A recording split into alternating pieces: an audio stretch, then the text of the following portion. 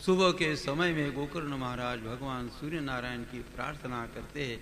महात्मा लोग मिलने के लिए आए थे, उनको पूछा कि भाई गया श्राद्ध करने के पश्चात जिसका उद्धार नहीं होता उसके लिए क्या करना चाहिए। किसी भी महात्मा ने बताया ये करो ये करो ये करो, उनका यूनानिमसली एक मत नहीं हुआ। मध्याह्न के समय में गोकर्ण महाराज ने भगवान सूर्य नारायण के चरणारविंद में साष्टांग दंडवत प्रणाम किया और भगवान सूर्य नारायण की प्रार्थना करते हैं, प्रभु मेरे भाई के उद्धार के लिए शास्त्रों में किसी भी प्रकार का उपाय नहीं है। कोई भी ऋषि मुनि, कोई भी संत कोई उपाय नहीं बता पाया। धुंधुकारी के उद्धार के लिए आप कोई नया उपाय मुझे आप बताइए। ये मध्याह्न के समय में गोकर्ण महाराज ने प्रार्थना की और मध्याह्न के समय में भगवान सूर्य नारायण कहते हैं, गोकर्ण मैं आपको आपके भाई के उद्धार के लिए नया उपाय मैं आपको बताता हूं। और भगवान सूर्य नारायण ने कहा, श्रीमद्भागवतान्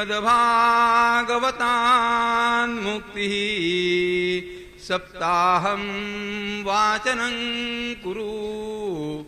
आप श्रीमद् भागवत जी की कथा करें। श्रीमद् भागवत जी की कथा सुनने के पश्चात ही धुंधुकारी का उद्धार होना संभव है। गोकर्ण महाराज सभी लोगों को पूछते हैं, कथा का आयोजन करते हैं और आयोजन हो जाने के पश्चात सप्तम दिन में जिस प्रकार की बांस की काठी थी, उस काठी की वायु में आकर के ये धुंधुकारी बैठा हुआ था। सप्तम दिन की कथा के समय में धुंधुकारी का उद्धार होता है। धुंधुकारी स्वयं प्रकट होता है, श्रीमद् भागवत जी को साक्षात दंडवत प्रणाम करता है और गोकर्ण महाराज को प्रणाम करता है और कहता है, इस भागवत कथा के कारण मेरा उद्धार हुआ। ननाम भ्रातरम सद्यो गोकर्णमिति चाब्रवी त्वयाहं मोचितं बन्धो कृपया प्रेतकश्मलात् धन्या भागवती वार्ता प्रेतपीडा विनाशिनी।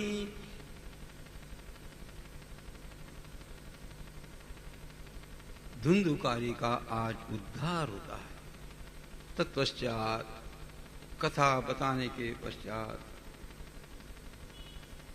कुछ लोगों ने प्रश्न किया कि महाराज कथा सुनने के लिए तो बहुत लोग बैठे थे, केवल धुंधुकारी का उद्धार कैसे हुआ? अन्य लोगों का उद्धार क्यों नहीं हुआ? शास्त्रकार कहते धुंधुकारी ने कथा मन से सुनी थी। उसे यह विश्वास था कि श्रीमद् भागवत जी की कथा सुनने के पश्चात प्रेत योनि से मेरी मुक्ति होने वाली है। इस प्रकार का दुर्दम्य विश्वास धुंधुकारी के अंतःकरण में था।